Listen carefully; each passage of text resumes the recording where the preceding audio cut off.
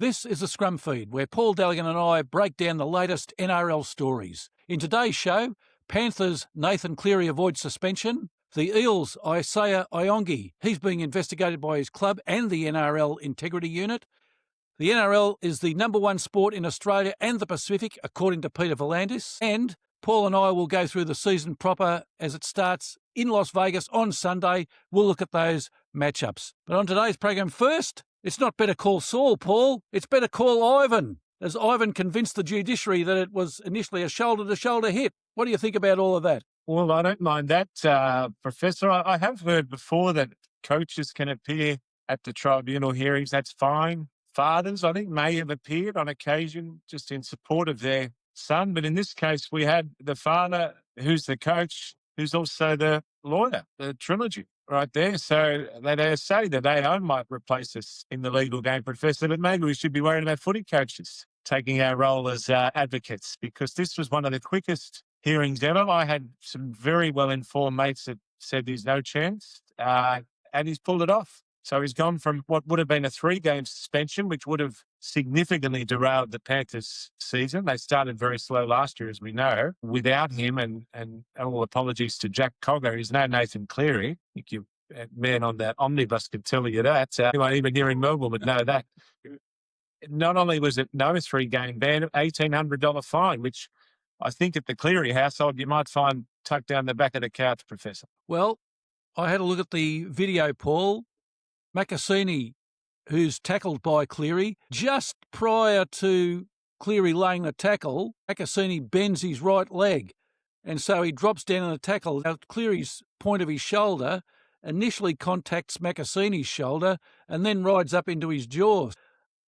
Look, if you look at it in ultra slow-mo, it's a shoulder-to-shoulder hit, but if you play it in fast speed, it looks like he hit him in the jaw. Yeah, so they must have used one of those legal phrases we often use, the but-for test, is that they drew that, I can't speak for the judiciary, but perhaps it was but for that reduction in height and falling in movement, he wouldn't have contacted the head. I can only presume that's what happened. And we won't go as far as saying the NRL would definitely have liked Nathan to avoid the charges to be playing, but it is good for the game that he'll be there, particularly given their first match is up at Brisbane against the reigning premiers, the Broncos. So it's good for the game, and we've got perhaps no need for lawyers, Professor. Well, on this occasion, I would say, Paul. Yeah, well, the Judiciary Council didn't even cross-examine him. So he must have done such a good job that no questions, Mr. Tribunal member. So a fine rather than a suspension, Paul. I think Isaiah Iongi might be in a little bit more strife. The Eels' rising star fullback, who took over from Clint Gutherson. The club and the NRL Integrity Unit are investigating him. Photos online on social media appearing to show him smoking a, in inverted commas, substance. Now, nobody knows what the substance is. It's also said that the photos were posted without his consent, so drum roll there. Well, we don't know what it was. We don't know when it happened. And there's a couple of things that could be a stumbling block for any potential charge or suspension. I know we did have a similar incident in the AFL where a certain player was called with a bang of what he said was a pharmacy-issued painkiller, and I think he escaped suspension for that. So who knows what Isaiah will say, but he might not have to say a lot if that's all they've got to base it on, and that in no way is condoning the use of any illicit substances. But we wouldn't need the expert legal opinion of Ivan Cleary to say that might not go any further, this, dare I say, smoking a teacup, Professor.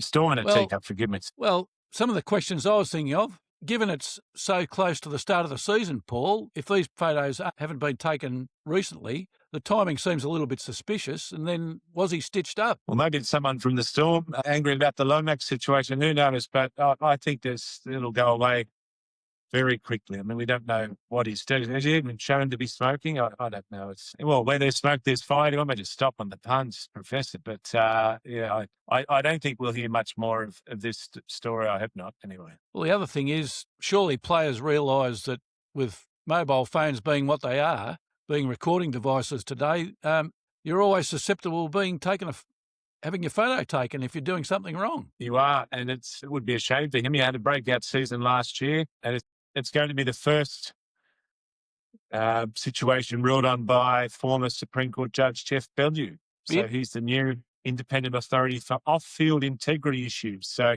maybe that's why he didn't appear for the Clearys, because he's too busy with such things. But let's hope Jeff Bellew, as respected as he is, isn't too busy with the new role of off-field integrity issue. We'd rather those be much lesser than more frequent if we can, and focus on the real footy. Well, it's another one of those watch this space, isn't it, Paul? It is. We'll see what happens next in that section. All right, Peter Volandis says the NRL is Australia's and the Pacific's #1 sport. Now, you'd say that even without looking at the figures, wouldn't you, Paul? Well, what all we've heard all week is the ACCC investigation at Coles, and down. Coles I wish they never came up with that program, I think. But all we've got from the NRL is up.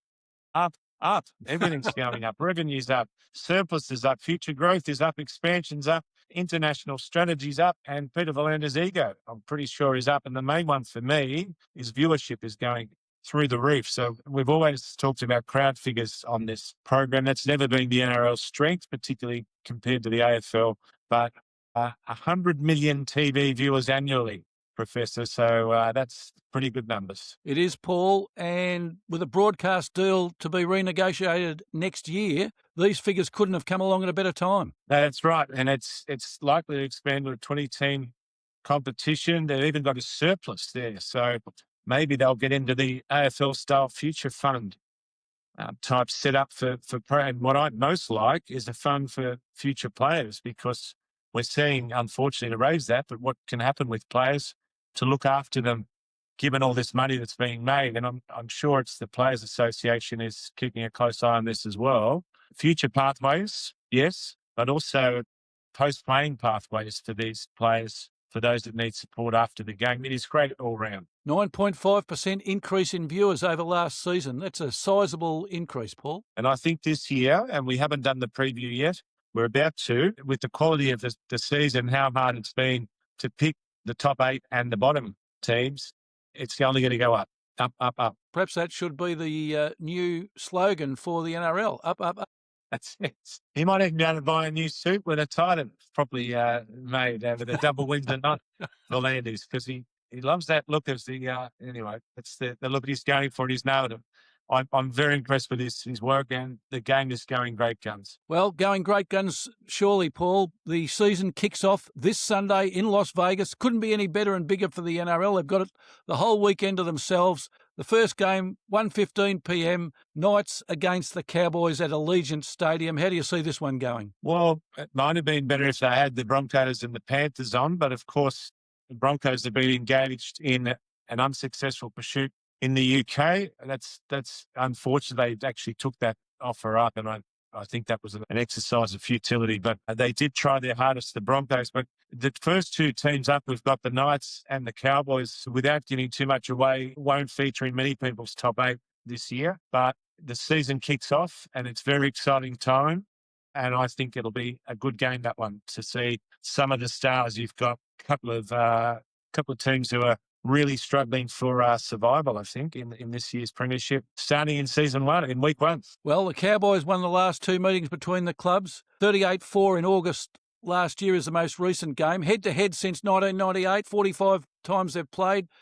Knights have won 21, the Cowboys 24. It surprised me that the Cowboys have beaten the Knights more times. Yeah, I think the Knights will win this match. I wouldn't be overly confident on it like I am the next one, which you'll hear shortly from me about. But I actually like the Knights as outsiders in the first match of the season. And the Knights unveiling their new signing, Dylan Brown, with the mega contract. Is he going to make a difference? I think he will, and the way that he interacts with Sandon Smith will be interesting. If those two can put it together with Bradman Best, who'd be very excited playing outside of them, and some pretty handy forwards there, I think that they'll have enough to beat the Cowboys. But we'll see what happens with the Cowboys this year. They're certainly watch this space, and I think there's a lot of pressure on that coach up there. You'd want to put a lot of pressure on Tommy Dearden, Scott Drinkwater and Jackson Purdue to make sure they don't get too much of a score on the board. Yeah, that's right. And Dearden, I think, is their greatest hope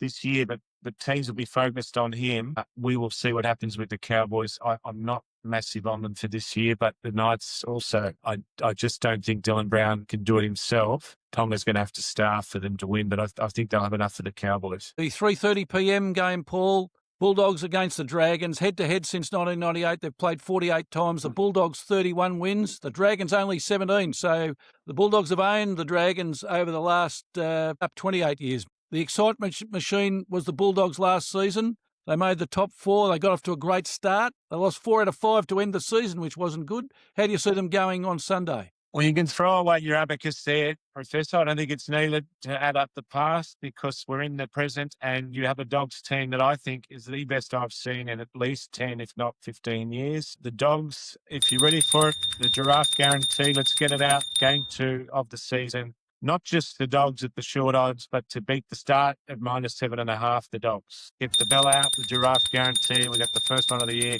on the board for the listeners. Lachlan I'm Galvin. that confident about the Dogs that team is going to run amok. It won't be who let the Dogs out. It'll be Dragon Slayers, I think, unfortunately for our regular listener, Kevin Yap, and our Dragon fans who listen in. I think the Dogs this year are primed for a very big run. I'm looking forward to seeing Matt Burton, who'd easily been the top 3-5-8s in the comp, lead that team to a big win over the Dragons, unfortunately, who I have to say have the worst halfback combination in the league, easily. Lachlan Galvin now's had a year to get used to the Bulldogs, and they've brought in a big bopper in Leo Thompson. They have, and they didn't buy Galvin for last year. It's all for this year. A lot of teams are doing things in advance. We can talk about the Rabbitohs for the year after next. We can talk about teams that are primed for the now. But Lachlan Galvin was bought to produce this year. Last year was just the training wheels. He's ready to roll. My mail is he's turning the house down and the Dogs are going to explode. Well,